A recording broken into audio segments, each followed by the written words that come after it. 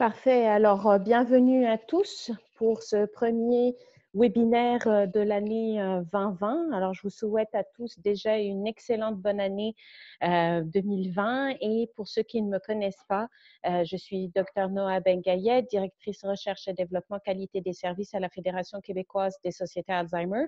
Et j'aurai le plaisir de modérer le webinaire d'aujourd'hui. Donc, pour sa 4e édition, on recommence les conférences mémorables. Alors, les conférences mémorables sont rendues disponibles grâce au soutien financier d'Eli Lilly, du Consortium canadien sur la neurodégénérescence et le vieillissement, et la participation de Brain Exchange et de la Société Alzheimer du Canada. Alors, on va tout simplement commencer par quelques petites questions logistiques. Donc, a priori, vous m'entendez soit via votre téléphone ou via votre ordinateur, et vous êtes également normalement en mesure de voir actuellement notre conférencier, Dr Ducharme, qui par la suite va partager sa présentation. Donc, on gardera également la période de questions-réponses à la fin de cette présentation. Donc, n'hésitez pas à utiliser la boîte de dialogue ou la boîte de questions-réponses pour poser vos questions. Et la même chose, si vous désirez prendre la parole, de lever la main et vous pourrez à ce moment-là parler. Dr Ducharme va parler pendant plus ou moins 45-50 minutes et on gardera donc 10 minutes à la fin de la présentation pour une période d'échange. Alors, le webinaire sera également enregistré dans sa globalité et vous recevrez à la suite de la présentation le lien d'enregistrement qui sera également disponible sur notre site web et sur notre chaîne YouTube que vous pourrez également partager avec vos collègues. Et vous recevrez également la présentation à la fin du webinaire. Alors, permettez-moi tout d'abord de vous présenter notre conférencier d'aujourd'hui, Dr Simon Ducharme, qui est titulaire d'un diplôme en médecine de l'Université de Montréal et d'une maîtrise de l'Université de McGill. Il a complété sa résidence en psychiatrie à l'Université McGill en 2012 et obtenu une bourse en neurologie comportementale et en neuropsychiatrie à l'Université Harvard en 2014. Il a un certificat de conseil en neurologie comportementale et neuropsychiatrie du United Council for Neurological Subspecialties. Il travaille actuellement comme neuropsychiatre à l'Institut neurologique de Montréal et comme psychiatre au CUSUM. Ses intérêts cliniques sont la démence frontotemporale et les aspects neuropsychiatriques de l'épilepsie. Dr Simon Ducharme a reçu plus de 35 prix d'excellence académique ou de recherche, y compris le prix de développement de carrière en 2013 de l'American Neuropsychiatric Association. Il est clinicien-chercheur financé par le Fonds de recherche du Québec en santé et ses recherches utilisent des techniques d'imagerie cérébrale structurelle avancées pour étudier les changements longitudinaux dans le développement du cerveau de l'enfance à la vieillesse et leur impact sur le comportement en santé et en psychopathologie. Ces projets actuels visent à développer de nouveaux biomarqueurs de diagnostic et de pronostic en neuroimagerie pour la démence frontotemporale. Il est également chercheur principal de l'étude sur la Genetic Frontotemporal Dementia Initiative et co-chef de l'équipe frontotemporale du Consortium canadien sur la neurodégénérescence et le vieillissement. Il est actuellement président du comité de recherche de l'American Neuropsychiatric Association et Dr Ducharme est en charge de plusieurs essais cliniques sur la maladie d'Alzheimer et les autres troubles neurologiques au neuro. Il est également directeur de recherche de la mission de santé mentale du Centre universitaire de santé McGill. Alors, merci, Dr Ducharme, d'avoir accepté notre invitation et la parole est à vous. Merci beaucoup de l'invitation. Ça me fait plaisir de vous parler aujourd'hui.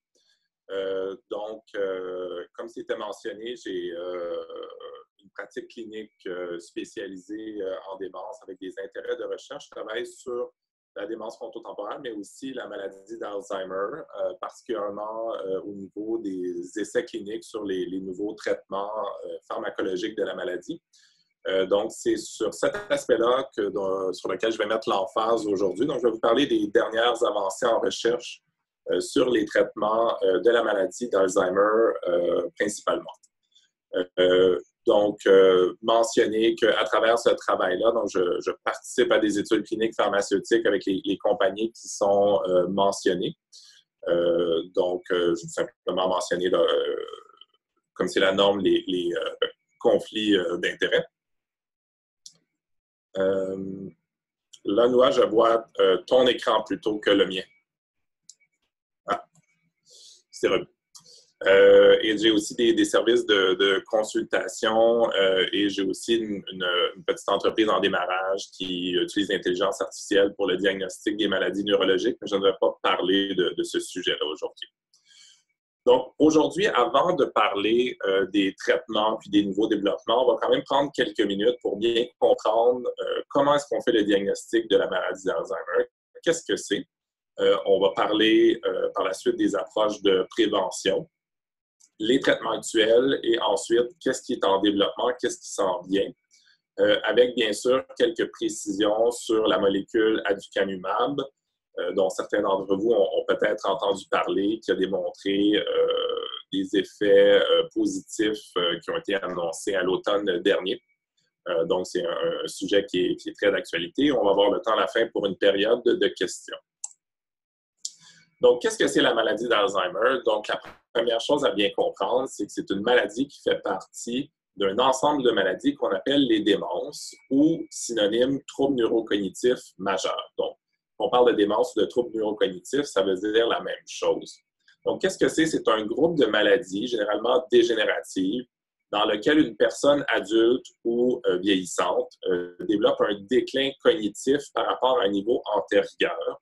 Donc, une perte de capacité intellectuelle, soit dans un domaine ou dans plusieurs domaines cognitifs. Donc, particulièrement avec la mémoire court terme, ça c'est très commun, mais ça peut aussi être d'autres fonctions, l'attention, ce qu'on appelle les fonctions exécutives, qui sont plutôt la planification, l'organisation, ça peut être le langage, la perception de l'espace, ou ce qu'on appelle la cognition sociale. Donc, ça, c'est un petit peu plus subtil. Ce sont les capacités intellectuelles qui permettent d'interagir avec les autres personnes. Donc, soit de comprendre le deuxième degré, les motifs des autres personnes, donc les aspects sociaux. Donc, on va demander au niveau du diagnostic qui est tout d'abord une préoccupation. La préoccupation peut soit être au niveau du patient, mais parfois la personne atteinte n'a pas beaucoup ne réalise pas particulièrement ses déficits, donc ça peut être plutôt la famille, un conjoint, une conjointe, les enfants, ou encore un médecin qui remarque un déclin. Et on va venir documenter des déficits qui sont substantiels sur des tests standardisés. Donc, ça peut être des tests plus simples, comme ce que les médecins font en clinique, ce qu'on appelle le MMSE, donc le test sur 30, ou le MoCA, dessiner des horloges, des choses comme ça, où on peut venir documenter des déficits, ou de façon plus avancée, ce qu'on appelle des tests neuropsychologiques. Donc, ce sont des tests très standardisés qui sont faits par des psychologues qualifiés qui vont venir vraiment documenter avec beaucoup de précision la performance de quelqu'un sur ces différents domaines-là. Et pour parler, qu'est-ce qui fait qu'on parle de démence ou de troubles majeurs? C'est l'aspect fonctionnel. Donc, c'est vraiment quand les déficits commencent à interférer avec l'indépendance dans les activités de tous les jours. Donc, on va parler au minimum d'un besoin d'assistance pour ce qu'on appelle les activités de la vie domestique. Donc, on parle de gérer les comptes, faire les impôts, aller faire les courses à l'épicerie, des choses comme ça. Un point qui est important de comprendre, donc ce sont des maladies qui sont progressives, dégénératives, mais qui vont avoir un début qui est assez insidieux. C'est-à-dire que ça ne commence pas du jour au lendemain, c'est vraiment des petites pertes qui s'installent sur plusieurs mois, voire quelques années. Et donc, on va passer par différents stades. Donc, on va avoir ce qu'on appelle un stade préclinique. Le stade préclinique, c'est quand il y a des changements au niveau du cerveau qui s'installent, qu'on peut voir en recherche avec des tests, mais il n'y a pas encore d'impact sur les fonctions intellectuelles. Ensuite, on va commencer à développer un peu de déficit, soit au niveau de la mémoire, de l'organisation, mais la personne va rester globalement indépendante. Donc, c'est ce qu'on va appeler en anglais le mild cognitive impairment ou le trouble neurocognitif léger. Et lorsque la maladie progresse et qu'on développe vraiment une atteinte fonctionnelle, c'est à ce moment-là qu'on parle de démence. La maladie d'Alzheimer, c'est la forme la plus commune de démence. Il y en a d'autres, on a parlé au début de démence frontotemporale, démence à quart de Louis, mais la maladie d'Alzheimer est la plus commune parce qu'elle augmente dramatiquement avec le vieillissement. Au niveau clinique, qu'est-ce qu'on voit chez un patient qui a la maladie d'Alzheimer? Il y a la forme qui est la plus commune, qui est celle où on a une prédominance de problèmes de mémoire. Et quand on parle de mémoire, on parle vraiment d'oubli de choses récentes. Donc, en général, on va avoir la mémoire du passé, donc les souvenirs de jeunesse, où je me suis marié, où je suis allé à l'école, va être relativement préservé. Ce qui va vraiment être déficitaire, c'est apprendre des nouvelles choses. Quel était le contenu du film que j'ai écouté hier soir? De quoi est-ce que j'ai parlé avec mon fils au téléphone? Donc, une difficulté d'apprendre de nouvelles choses. Et donc, ça va vraiment être le déficit principal dans la majorité des gens qui ont la maladie d'Alzheimer. Ça va venir avec d'autres symptômes, comme un manque d'humour, donc chercher les mots, le discours devient un peu moins fluide. Parler de désorientation spatiale, donc commencer à avoir de la difficulté à retrouver son chemin, difficulté avec la gauche et la droite. Les dysfonctions exécutives, donc c'est ce que je mentionnais, séquencer des choses, organiser, planifier. Donc, ça va causer beaucoup de problèmes au niveau de la vie quotidienne. Par exemple, organiser, aller faire les courses à l'épicerie. Donc, il y a plusieurs étapes, plusieurs items à acheter. Ça, c'est ce qu'on appelle la forme typique que la majorité des gens ont. Par contre, il existe d'autres variantes un peu plus rares de la même maladie. Donc, au niveau du cerveau, c'est de la maladie d'Alzheimer, mais elle est distribuée dans différents endroits dans le cerveau. Et donc, on peut avoir des gens qui se présentent avec plutôt des déficits au niveau spatial. Donc, comme je mentionnais, l'orientation visuelle, la reconnaissance d'objets, ce qu'on appelle l'atrophie corticale postérieure. Il y a une variante qui affecte principalement le langage qu'on appelle de l'aphasie logopénique et une forme plutôt frontale qui va avoir un impact plutôt sur les fonctions exécutives et même le comportement. Mais toutes ces formes-là, au niveau pathologique dans le cerveau, c'est de la maladie d'Alzheimer. Qu'est-ce que c'est au niveau du cerveau de la maladie d'Alzheimer? C'est une séquence d'anomalies au niveau de protéines qui sont normales dans le cerveau. Donc, là, toutes les structures de notre corps sont principalement composées, l'échafaud, si on veut, ce sont des protéines. Et donc, il y a un cycle de vie à ces protéines-là. Elles sont créées, elles servent leur fonction et ensuite, elles sont éliminées. Ce qui se passe dans la maladie d'Alzheimer, c'est que certaines de ces protéines-là, qui sont normalement présentes dans le cerveau, pour différentes raisons, vont développer une conformation anormale. Donc, l'exemple que je vous donne dans cette diapo-là, c'est celui d'un œuf. Donc, la même protéine dans un œuf cru, si on la chauffe, va changer de conformation. Donc, ça va donner une structure différente à un œuf cuit dur. C'est un peu la même chose qui se passe avec les protéines dans le cerveau et ça les rend plus difficiles à éliminer. Donc, elles vont s'accumuler, elles vont devenir toxiques. De quelle protéine parle-t-on? On parle, le numéro 1, d'amyloïde, donc qui est la molécule, la protéine dont vous avez entendu le plus parler probablement. Donc, qui se retrouve normalement dans le cerveau, qui a une fonction normale, mais qui, dans la maladie d'Alzheimer, va s'accumuler dans des organisations de plus en plus grosses, qu'on va éventuellement appeler des plaques, qui vont être très dures à éliminer. Et ces plaques-là qui s'accumulent dans le cerveau sont toxiques au niveau des neurones, donc les cellules du cerveau. Et donc, ça fait graduellement du dommage à ces cellules-là. Et si on endommage les cellules du cerveau, bien, on développe des symptômes comme les problèmes de mémoire. La protéine dont on parle un peu moins souvent, c'est le tau, donc TAU, qui est une autre protéine normale très importante dans le cerveau. Et dans la maladie d'Alzheimer, on va voir aussi des accumulations normales de cette protéine-là, qu'on appelle des enchevêtrements neurofibrillaires. Donc ça, c'est vraiment qu'est-ce qu'on voit au niveau, au microscope. Donc si on prend, après le décès, une autopsie, un morceau du cerveau de quelqu'un qui a la maladie d'Alzheimer, on va voir des plaques d'amyloïdes et des accumulations anormales de tau qui sont accompagnées d'atrophie du cerveau, donc de perte de volume au niveau du cerveau qui causent les symptômes. Ces mécanismes-là pathologiques semblent suivre une séquence de développement. Donc ça, c'est un modèle qui revient souvent dans les présentations.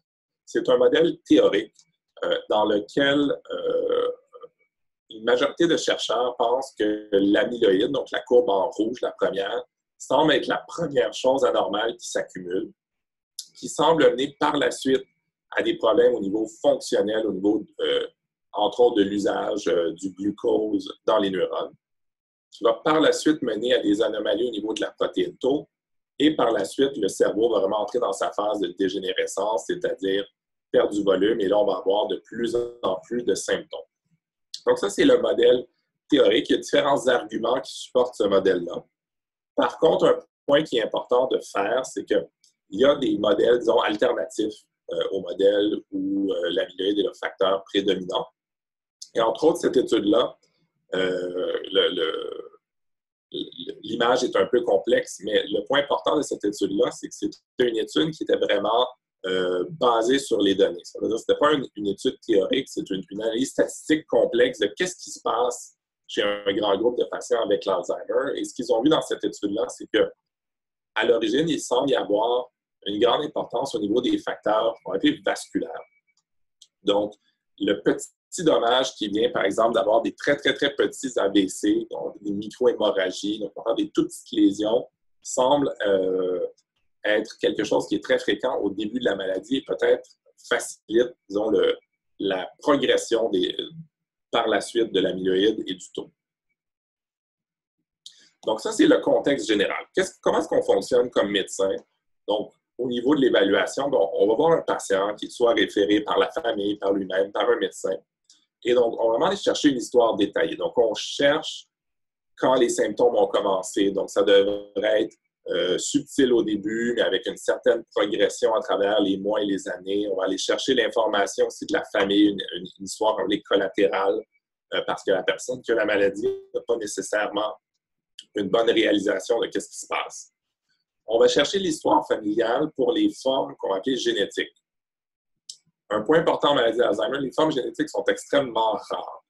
Donc, on va parler de formes génétiques seulement chez des gens qui ont la maladie vraiment très jeunes. Donc, on parle dans la quarantaine, début cinquantaine, et qui ont beaucoup, beaucoup de cas dans la famille, mais l'immense majorité des cas ne sont pas génétiques. Ensuite, le médecin va faire des tests cognitifs, donc du MoCA, du MMSE, plus ou moins une évaluation neuropsychologique pour venir documenter des déficits. Et ensuite, on va venir faire des tests pour venir essayer de confirmer la nature de la maladie.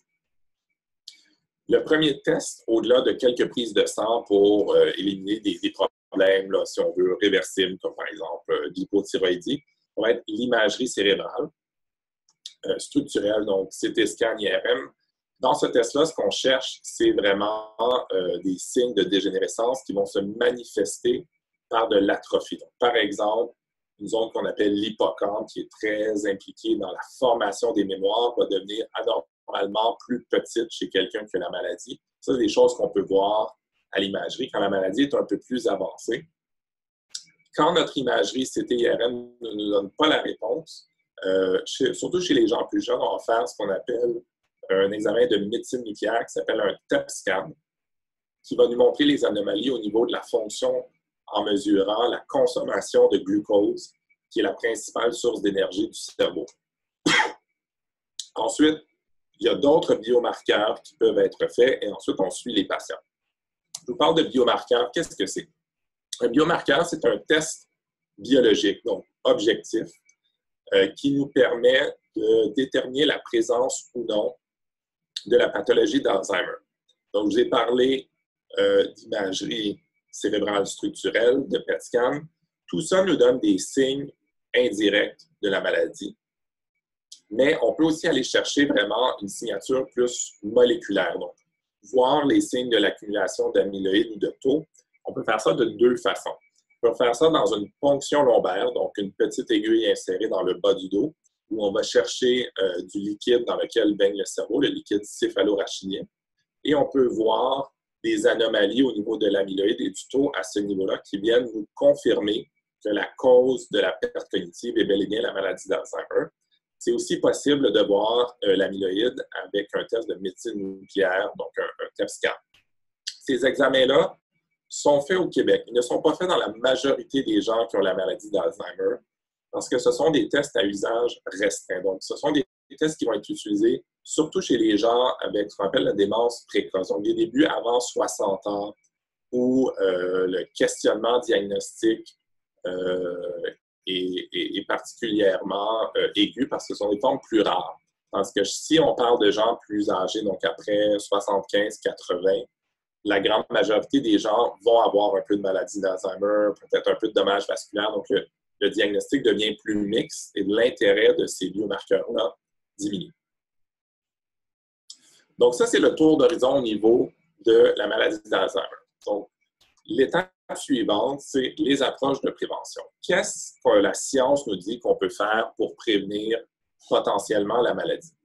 Et ça, il y a beaucoup il y a beaucoup de travail là-dessus, il y a beaucoup d'hypothèses, de théories là-dessus. Il y a des gens qui promeuvent des approches plus agressives, qui font beaucoup de promesses. Mais qu'est-ce que vraiment concrètement on peut dire que la science supporte? La première question, c'est est-ce que c'est une maladie qui est évitable, la démence? Donc, ce qu'on sait, c'est qu'il y a énormément de gens qui vivent avec la démence. Donc, 47 millions, c'est un estimé international. On entend beaucoup parler que la démence est un problème en augmentation. Et c'est vrai au niveau de ce qu'on appelle la prévalence, c'est-à-dire que la quantité de gens qui ont la maladie au niveau mondial est en augmentation.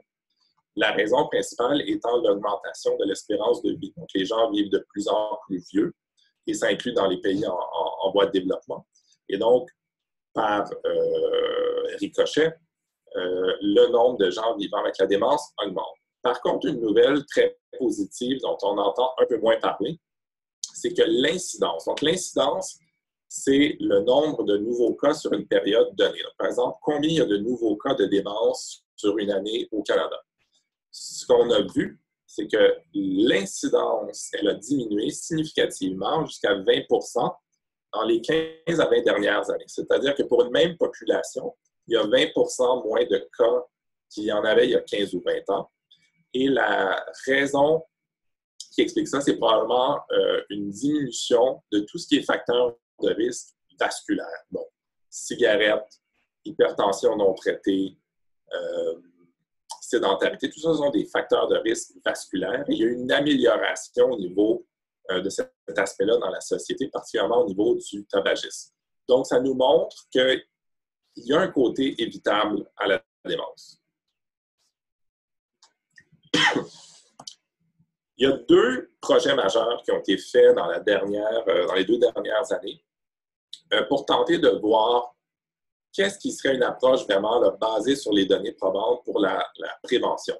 Et ces 2 comités-là ont eu des approches très différentes. Donc, celui à gauche, le National Academy of Medicine, eux, ils ont vraiment pris une approche, donc, on dirait la plus rigoureuse possible.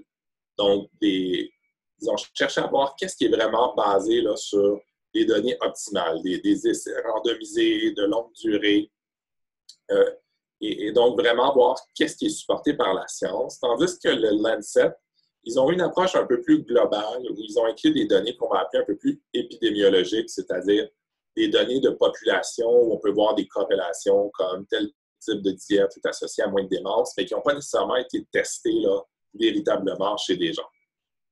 Donc, les conclusions sont différentes. Au niveau du National Academy of Medicine, eux, ils ont vraiment conclu que, malheureusement, il n'y a vraiment pas beaucoup de données qui supportent un plan de prévention national spécifique. Ils ont dit que d'un point de vue de santé publique, il y avait 3 grands domaines qui devraient être encouragés. Mais ils n'ont pas fait de recommandations sur des sous-types spécifiques. Donc, au niveau de l'entraînement cognitif, donc là, on parle de tout ce qui est les mots croisés ou des cours ou des formations, des trucs en ligne d'entraînement cognitif. Ça semble avoir un effet positif. Toutefois, il n'y a pas beaucoup de généralisation, c'est-à-dire que la personne va s'améliorer à la tâche de l'entraînement, mais ça ne va pas nécessairement avoir beaucoup d'impact dans les autres domaines de la vie. Donc, c'est quelque chose de positif, mais ce n'est pas une panacée. Qu'est-ce qui ressort comme étant très important? C'est le contrôle de la pression artérielle. Et là, on revient ici aux facteurs vasculaires. Donc, la haute pression, c'est quelque chose qui est très nocif pour le cerveau à long terme. Et il y a une étude récente qui a montré que viser une pression artérielle encore plus basse que les cibles habituelles de traitement diminue la quantité de gens qui développent des troubles cognitifs. Donc, ça, c'est vraiment au niveau des problèmes médicaux qui peuvent contribuer, vraiment le plus important à bien traiter. Donc, consulter le médecin de famille, s'assurer qu'il y a eu un dépistage de la haute pression et être rigoureux sur la prise de médicaments si les changements d'habitude de vie ne sont pas suffisants. Et bien sûr, il y a l'exercice physique. Donc, ça a un impact à travers les facteurs de risque vasculaire, mais aussi directement sur la consommation de glucose dans le cerveau Et donc, ça, bien sûr, ça a un effet préventif sur le vieillissement du cerveau. Je vous parlais de 2 projets. Donc, le deuxième, qui était celui du Lancet, qui, eux, ont une approche un peu plus globale, donc inclure toutes les sources de données. Et eux, ce qu'ils ont conclu, et ce qu'ils ont tenté de démontrer dans le graphique qui est sur la droite, c'est qu'il y a environ 35% de la maladie d'Alzheimer qui est associée à des facteurs de risque qui peuvent être modifiés. Et ces facteurs de risque-là ne sont pas les mêmes à travers les âges. Donc, quand on est jeune, dans l'enfance, le plus important, c'est l'éducation. Donc, on sait qu'avoir plus d'éducation semble avoir un aspect protecteur. Donc, on ne peut pas rien faire pour ça à l'âge adulte, mais donc, au niveau peut-être des politiques sociales contre le décrochage, il y a quelque chose à faire. Ensuite, dans la pastille verte, donc au niveau du milieu de vie, là, on est vraiment dans les certaines comorbidités médicales. Donc, je parlais de haute pression, obésité. Et un qui est intéressant, c'est la perte auditive. Donc, la surdité est fortement associée au développement de maladies d'Alzheimer. C'est pas certain c'est quoi la nature de cette association-là. Est-ce que c'est seulement surdité veut aussi dire un peu plus d'isolement, moins de stimulation, ou s'il y a vraiment un lien direct. Donc, c'est un des facteurs de risque. Et en âge un petit peu plus âgé, donc si vous voyez la partie orange-rouge, on parle de tabagisme, dépression. Donc, la dépression est un facteur de risque, inactivité physique, isolement social et diabète. Et donc, ce que cette étude-là identifie, c'est un potentiel de réduire la démence de jusqu'à 35% si tous ces facteurs de risque-là étaient améliorés. Et donc, ils ont proposé différents mécanismes de prévention. Donc, il y en a certains qui agissent au niveau de la réserve cognitive, donc plus d'éducation, préserver l'audition. Certains qui semblent agir au niveau de l'inflammation cérébrale. Donc, c'est là que vient jouer beaucoup la diète méditerranéenne, qui est pour l'instant la diète qui semble avoir le meilleur effet au niveau cardiovasculaire et démence. Donc, on parle de diète basée sur beaucoup de produits frais, le moins possible de produits industrialisés, éviter les sucres raffinés, consommation de poissons, huile d'olive, noix. C'est la diète méditerranéenne. Et au niveau du dommage cérébral, bien là, c'est là qu'on retrouve réduire le tabagisme, l'obésité et aussi l'hypertension. Maintenant, il y a un aspect qui est un peu plus négatif, c'est-à-dire il y a eu une grande étude, qui s'appelle l'étude FINGER, qui a été faite en Finlande principalement, où ils ont tenté de faire une intervention extrêmement rigoureuse d'amélioration des facteurs de risque chez les patients avec quelques facteurs de risque. Et donc, le côté positif, c'est qu'ils ont démontré que leur intervention améliorait légèrement la performance à 24 mois comparé à des conseils de base. Toutefois, c'était une intervention qui était extrêmement intensive. Donc, on parlait d'entraîneurs pour l'exercice physique, de suivi de nutritionnistes, d'entraînement cognitif spécialisé.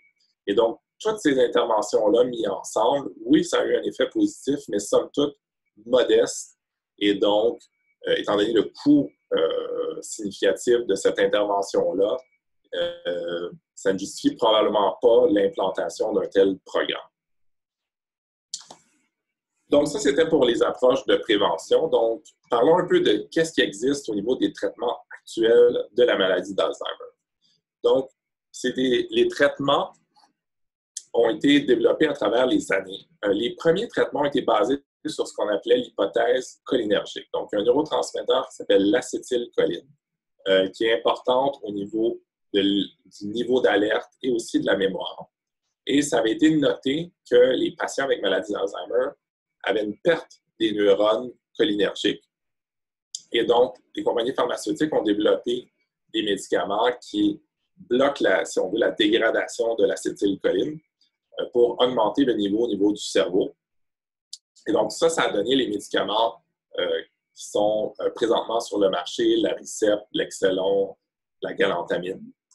Et un peu après est arrivée la mémantine, qui a un mécanisme d'action un peu différent. Celle-ci agit sur le glutamate. tous ces médicaments-là ont démontré dans des essais cliniques un léger bénéfice au niveau de maintenir, si on veut, la performance dans des groupes. Toutefois, l'effet au niveau individuel est assez modeste. Donc, la plupart des gens qui prennent ces médicaments-là ne ressentent pas un gros bénéfice. Et ce qui est important de savoir, c'est que ça n'a aucun effet contre la pathologie. Donc, c'est purement une légère amélioration de symptômes. Ça ne prévient pas la progression de la maladie. Donc, on est encore dans une course pour développer des traitements qui vraiment modifieraient le cours de la maladie, donc qui ralentiraient l'accumulation d'amyloïdes ou qui même pourraient peut-être renverser. Donc, il y a vraiment un trou au niveau de l'innovation entre 2003 et aujourd'hui où il n'est pas arrivé de nouveaux médicaments sur le marché pour la maladie d'Alzheimer.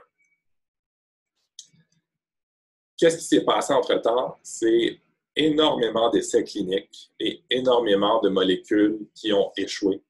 Et donc, on demeure encore avec les quatre mêmes, donépézil, rivastigmine, galantamine, mémantine. Et donc, ça a causé beaucoup de déceptions. Donc, il y a eu beaucoup de candidats qui ont échoué à travers les années.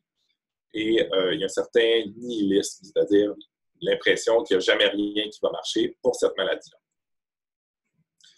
Je vous ai mis ici pour référence, donc ça c'est ce qu'on appelle l'INES, donc c'est le comité québécois qui est en charge d'évaluer l'usage approprié des médicaments, qui a fait ses recommandations, son évaluation, si on veut, des médicaments sur le marché, et qui ont conclu qu'il y avait quand même assez de données pour supporter leur usage. Mais c'est vraiment, étant donné qu'il est fait assez modeste, c'est vraiment un choix qui est très personnel pour les patients et leurs familles. Quelqu'un qui préfère ne pas prendre d'autres médicaments, diminuer le nombre, ce serait un choix très justifiable de ne pas prendre un de ces médicaments-là. Mais si quelqu'un veut essayer de maximiser la performance cognitive, on les essaie. Donc ça, c'est l'état de la situation. Il y a clairement place à beaucoup d'améliorations. Et donc, c'est ici qu'entre en ligne de compte la recherche, donc les traitements qui sont en développement. Parlons de ces traitements-là. Donc, il y a des traitements il y a différents types de molécules qui sont essayés. Le médicament classique, c'est ce qu'on appelle les petites molécules, comme par exemple le Lipitor pour le cholestérol. Ce sont des molécules qui sont absorbées et qui pénètrent le cerveau et qui ont un effet. Donc, il y a encore de ces molécules-là qui sont testées. Par exemple, on est dans la phase de complétion d'une étude avec un vieux médicament qui s'appelle le Cromolyn, qui est un médicament pour l'asthme, qui est combiné à un anti-inflammatoire et qui semble avoir des propriétés à la fois de réduction d'amyloïdes et de réduire l'inflammation. Donc ça, c'est une étude qui est en phase d'être terminée. Donc, on devrait avoir les résultats de ça dans environ une année. Ensuite, il y a des plus grosses molécules comme des protéines, comme des anticorps. Et c'est beaucoup là-dessus que la recherche s'est concentrée dans les dernières années. Donc, beaucoup des anticorps contre l'amyloïde, qui, si vous vous souvenez, était une des principales anomalies en termes de changement dans le cerveau. Et donc, c'est ce qu'est l'aducanumab, c'est un anticorps contre l'amyloïde. Et ensuite, il y a des choses qui sont plus nouvelles, qui sont en phase plus précoce de développement, donc des choses qui agissent plutôt au niveau plus génétique, donc prévenir la transcription de gènes en protéines, donc vraiment des choses un peu plus avancées en termes de complexité. L'aducanumab. Donc, l'aducanumab, c'est le médicament qui a eu le plus de couverture médiatique et d'excitation parce que dans l'étude intermédiaire, on appelle la phase 2, c'est le premier médicament qui avait réussi à démontrer deux choses. Donc, c'est un médicament, comme je le mentionnais, c'est un anticorps qui est dérivé d'anticorps humains, qui est infusé à travers les veines. Donc, c'est une infusion une fois par mois. Un peu comme un traitement de chimiothérapie, donc une infusion intraveineuse, mais peu fréquente, donc une fois par mois, qui pénètre dans le cerveau et qui va faciliter, avec différents mécanismes, la clairance de l'amyloïde. Et dans leur étude de phase 2, c'était la première molécule qui avait démontré deux choses. Donc, à gauche, qu'est-ce qu'on voit? C'est une réduction dans le cerveau de l'amyloïde surtout aux doses plus élevées. Donc, vous voyez la colonne de gauche, il y a beaucoup de rouge. Donc, le rouge, dans ce cas-ci, représente la quantité d'amyloïdes. Et on voit qu'une année plus tard, à droite, après le traitement, il y en a beaucoup moins. Et ce qui était encore plus excitant à ce moment-là, c'est que la performance cognitive, donc les tests que vous voyez à droite, chez les patients qui étaient sous une plus haute dose à 10 mg, ils ont eu moins de déclin à travers le temps que les patients sous placebo. Donc, ça démontrait à la fois un effet au niveau moléculaire dans le cerveau et au niveau clinique. Donc, ça, c'était vraiment très significatif. Donc, par la suite, ils ont lancé 2 très grandes études, on appelle des phases 3. Donc, vraiment la dernière étude avant de pouvoir faire approuver un médicament pour démontrer l'efficacité clinique. Nous avons été un des sites qui a participé à cette étude-là. Vraiment des grandes études. Donc, il y avait plusieurs, disons, avoir des centaines de sites d'impliqués.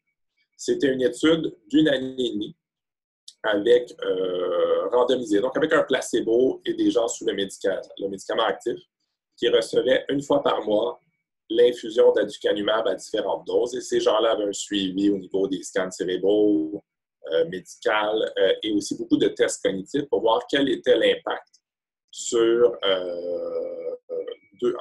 peu plus de 2 ans du traitement de aducanumab. Donc ça, c'était l'étude ENGAGE. Il y avait aussi une autre étude en parallèle qui s'appelait EMERGE, qui avait essentiellement la même structure. Au total, on a plus de 3200 patients qui ont participé à ces 2 études-là, avec un peu plus de 2000 qui ont complété l'étude, c'est-à-dire qui ont fait jusqu'au dernier suivi. Ce qui s'est passé par la suite, qui a créé de la confusion, c'est qu'en mars, dans les études pharmacologiques, il y a ce qu'on appelle des analyses périodiques de futilité. Donc, à toutes les années ou les quelques mois selon la nature de l'étude, ils vont faire de façon confidentielle dans la compagnie une vérification des données préliminaires. Et si jamais un médicament ne fonctionne pas du tout ou pire, a un effet toxique, mais ils interrompent l'étude en cours de route. Et donc, en mars 2019, la compagnie a déterminé que dans leur analyse de futilité, il n'y avait pas de résultats positifs, donc ils ont décidé de mettre fin complètement à ces 2 études-là. Donc, l'aducanumab semblait être un autre échec. Toutefois, les patients dans ces études-là ont quand même continué à avoir des suivis dans les mois suivants. Et en octobre 2019, donc il y a environ 3 mois, la compagnie a annoncé qu'en incluant toutes les données jusqu'à la fin, chez les patients qui étaient sous la plus haute dose de aducanumab, il y avait bel et bien un effet significatif au niveau du déclin cognitif. Donc, ils ont décrit 23% moins de déclin cognitif sur la mesure principale à 1 année et demie chez les sujets sous haute dose dans l'étude EMERGE, accompagnée d'une diminution des plaques. Et du point de vue de la compagnie, les résultats sont assez cliniquement significatifs et solides pour demander l'approbation réglementaire à la FDA, donc qui est l'organisme américain qui approuve les médicaments pour commercialisation. Et donc, ils sont en train de faire la demande pour obtenir l'approbation de ce qui serait le premier médicament qui modifie le cours de la maladie. En parallèle, ils continuent les études de suivi. Donc, les patients qui étaient dans ENGAGE et EMERGE en mars, quand ça a été arrêté, vont être rappelés pour, s'ils le souhaitent, participer à une étude de suivi, mais la compagnie ne prévoit pas inclure de nouveaux participants dans ces études-là. C'est excitant, c'est positif. Parfois, par contre, il y a quelques préoccupations. Donc, les résultats n'étaient significatifs que dans une des 2 études. Donc, ce n'était pas significatif dans ENGAGE. L'explication étant qu'il y avait moins de patients sous haute dose dans ENGAGE, donc n'ont pas accumulé un échantillon suffisant pour le prouver. Par la suite, ce n'est pas un médicament qui est banal. Donc, c'est une infusion qui peut créer ce qu'on appelle des ARIA, c'est-à-dire des anomalies à l'imagerie qui sont dues à la réaction du cerveau aux médicaments, qui vont créer un peu d'édème, voire des micro-hémorragies chez environ un tiers des gens. Maintenant, la majorité de ces événements-là sont asymptomatiques. La personne ne s'en rend pas compte, il n'y a aucune séquelle, mais il peut y avoir quand même de légers symptômes neurologiques transitoires. Donc, ça demande un suivi rapproché et des résonances magnétiques périodiques pour détecter ces effets secondaires-là. Donc, la question principale au bout de tout ça, c'est oui, c'est positif, il semble y avoir un effet significatif, mais ça demeure en question, est-ce que cet effet-là va être assez majeur pour justifier la complexité du traitement, le coût, le suivi avec les IRM, les effets secondaires. Donc, ça, ce sont des questions en suspens auxquelles on va avoir les réponses dans les prochains mois, la prochaine année ou deux. Ce n'est pas la seule chose qui se fait. Donc, il y a d'autres études qui sont en cours dans différents sites. Donc, je vous parle, entre autres, d'une étude que je trouve particulièrement intéressante qu'on fait chez nous à l'Institut neurologique. Je vous ai parlé au début qu'il y avait deux protéines très importantes. Il y avait l'amyloïde et il y avait le tau. Il y a moins de traitements qui ont été essayés contre le tau. Et ce qui est très intéressant avec le tau, c'est que l'accumulation de cette protéine-là est très, très associée à la mort des neurones. Donc, les endroits où le cerveau rapetisse, comme l'hippocampe, sont ceux qui contiennent le plus de tau. Donc, il semble y avoir un effet vraiment direct au niveau de la dégénérescence cérébrale. Et donc, le traitement qu'on teste chez nous, c'est un traitement on peut rentrer dans les thérapies plus génétiques. Donc, ce qu'on appelle un oligomère antisense. En gros, qu'est-ce que ça veut dire? L'ADN, c'est le code pour toutes les protéines dans le corps humain. Donc, c'est vraiment l'information de base. Cette information-là va être utilisée par les cellules pour créer des protéines. Et un antisense, un oligonucléotide antisense, c'est une molécule qui rentre carrément dans la cellule et qui va empêcher la transcription du code d'ADN en une protéine. Donc, ça bloque, si on veut, l'effet d'un gène. Celui qu'on teste, c'est un médicament qui va bloquer la transcription du gène MAPT, qui est un gène qui produit du tau. Donc, en bloquant la production de tau, on réduit la quantité et ça facilite le travail du cerveau pour éliminer le tau qui est présentement dans le cerveau. Donc, c'est un mécanisme qui est complètement différent de l'amyloïde. C'est à l'étape, une phase 1-2. Donc, c'est encore un niveau plus expérimental, mais les résultats jusqu'à maintenant sont très encourageants. C'est un médicament qui est, bien que c'est un mécanisme complexe, qui est bien toléré. La principale complexité de ce médicament-là, c'est que ça doit être infusé, parce qu'au niveau qu'on appelle intratécal, donc directement infusé dans la colonne. Donc, un peu comme une ponction lombaire, on rentre une petite aiguille dans le bas du dos et on va injecter le médicament à cet endroit-là. Donc, ce n'est pas une procédure simple. Toutefois, c'est un médicament qui dure longtemps, donc on parle de doses aux 3 mois et peut-être même moins fréquent jusqu'aux 6 mois. Ce qu'il faut savoir de ce médicament-là aussi, c'est que c'est aussi un traitement au niveau d'une mutation, qu'on appelle la mutation MAPT, qui est une cause de démence frontotemporale. Donc, pas d'Alzheimer, mais il peut avoir aussi un impact très positif chez les rares porteurs de cette mutation-là.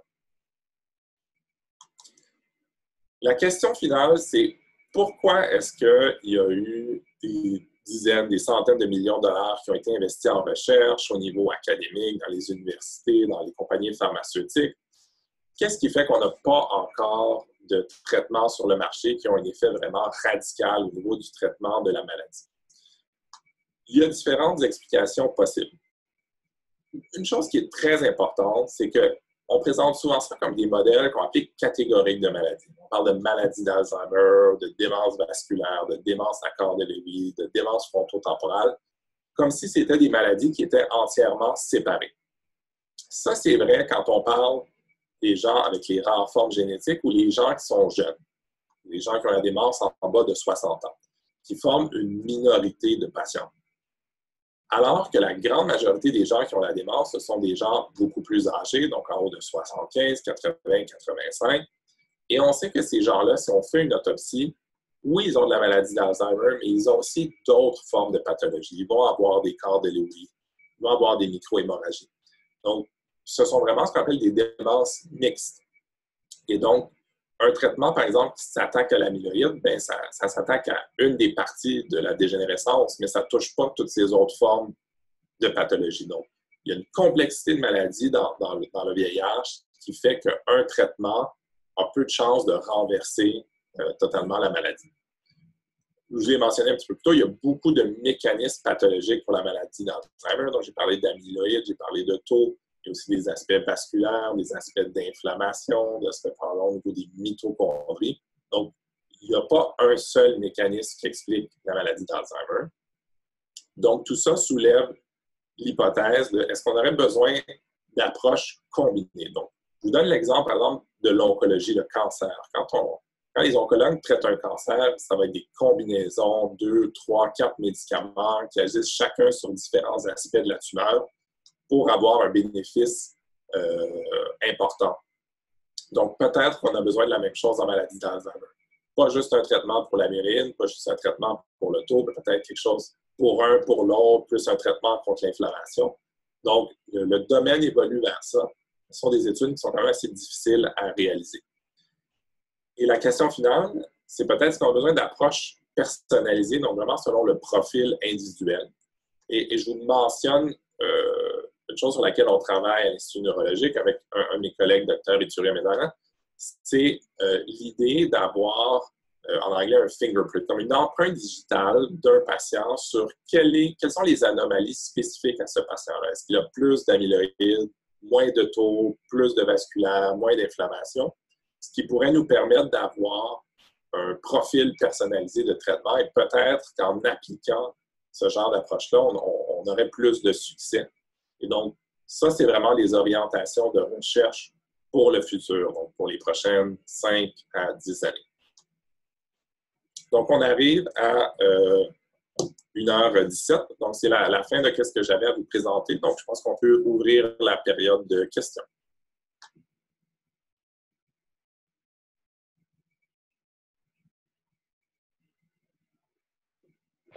Excellent. Merci beaucoup, Dr. Duchamp, pour cette présentation très claire. Je vais d'abord commencer peut-être par vous poser la question par rapport à l'aducanumab.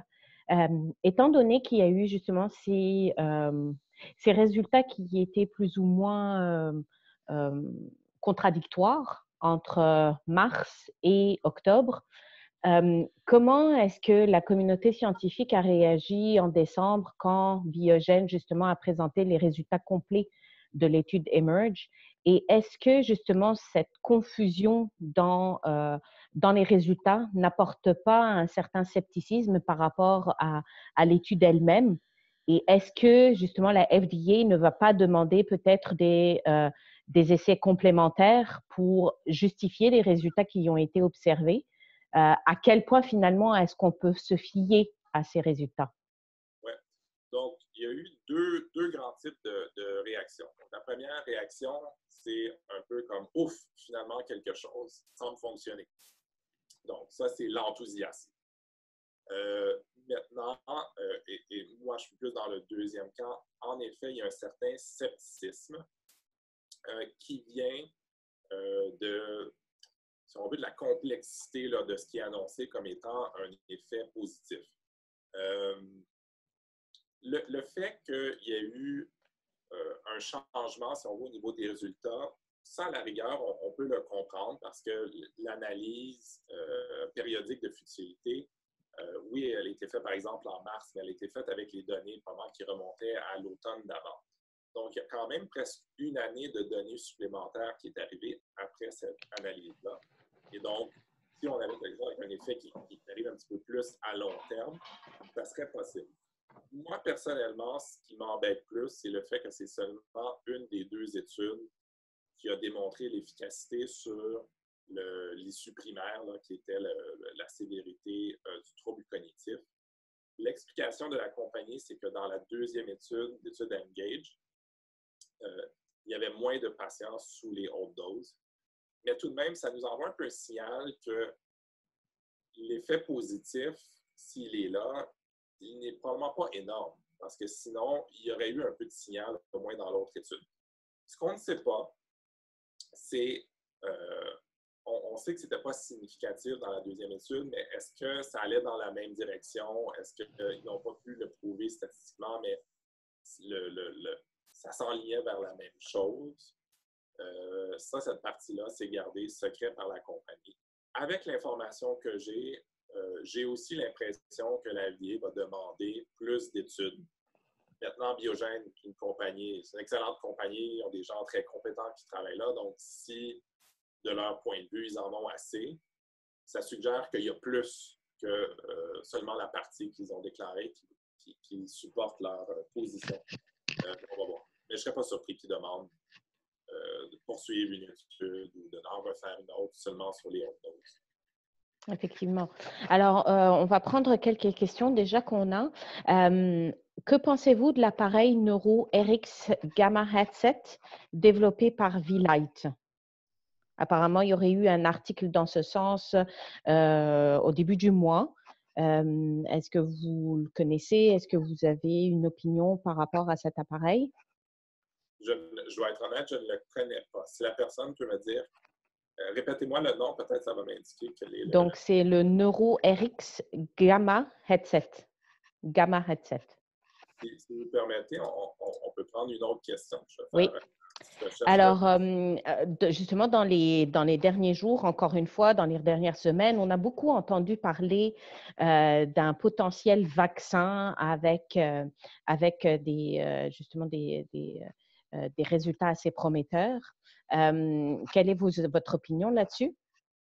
Les vaccins, c'est des terminologies. Donc, il y a encore des molécules qui sont à l'étude, beaucoup de molécules contre la myéline. Donc, ça sont appelés plus des vaccins selon est-ce qu'ils provoquent la production d'anticorps au niveau de la personne versus l'union d'un anticorps.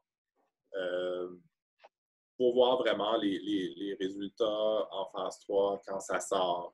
Donc, il y a encore tout n'est pas mort. Là. Il y a encore des molécules candidates qui arrivent et donc périodiquement, il y a des nouvelles positives. Mais l'historique en maladie d'Alzheimer nous a appris à être très prudent au niveau de tout ce qui est phase 2, plus petites études. Il y a eu beaucoup de choses qui ont démontré des promesses et qui n'ont pas fonctionné. Donc, on doit vraiment attendre les résultats finaux là, pour tout ce qui est anti-amyloïde et les autres choses qui sont encore sur le marché. Parfait. Alors, est-ce qu'il y a également des données sur des recherches pour les causes possibles psychologiques de l'Alzheimer? Donc, notamment, par exemple, les grands traumatismes de la vie, les deuils importants. On sait que la dépression est un facteur de risque important de la maladie, l'anxiété également, mais justement, est-ce que les gros traumatismes qu'on aurait au cours de notre vie auraient une incidence sur le développement de la maladie d'Alzheimer? Donc, au niveau des traumatismes psychologiques, il semble que ce n'est pas quelque chose qui semble être un facteur de risque. Si on parle de traumatisme crânien, traumatisme cérébrale, ça oui. Ce qui est intéressant au niveau psychologique, donc oui, il y a la dépression. Il y a aussi certains traits de personnalité qui ont été associés avec un plus grand risque de développement de démence, de maladie d'Alzheimer. Mais ce sont des curiosités parce qu'il n'y a pas vraiment rien qu'on peut faire pour son profil de trait de personnalité. Mais au niveau des traumatismes psychologiques, c'est effectivement souvent quelque chose qui revient chez les patients et surtout leur famille. L'impression que la maladie a commencé après un stress particulier. L'explication, si on veut plus standard à ça, c'est que ces stress-là vont amener des changements de vie qui vont souvent démasquer une maladie qui était encore compensée. Donc, une personne qui fonctionne encore bien, mais qui a des changements au niveau du cerveau, qui a peut-être un peu des pertes de mémoire, mais que ça n'a pas encore eu d'impact. Et là, il arrive quelque chose, une blessure, je suis hospitalisé, un événement dramatique dans la famille, on doit déménager. Un changement brusque comme ça va venir, si on veut, peut démasquer les déficits qui étaient en installation, qui n'avaient pas été remarqués tant que la personne était dans la même routine. Même chose avec des fois les changements après la retraite. On dirait que le fait de perdre un peu la routine, la stimulation continue va comme un peu exposer les faiblesses. J'ai eu le temps de regarder un peu le V-Lite. Je n'avais jamais entendu parler de ça et le mécanisme de photobiomodulation ne me dit rien. Donc, c'est clairement quelque chose qui est disons, en marge là, des trucs un peu plus traditionnels. Je ne veux pas dire qu'il n'y a pas d'intérêt à la chose, mais c'est clairement quelque chose qui doit être vu comme étant très incertain et expérimental. OK. Une autre question également par rapport à l'utilisation de l'huile, les mild chain triglycerides à l'Université de Sherbrooke. Qu'est-ce que vous en pensez par rapport à l'utilisation justement de ces huiles?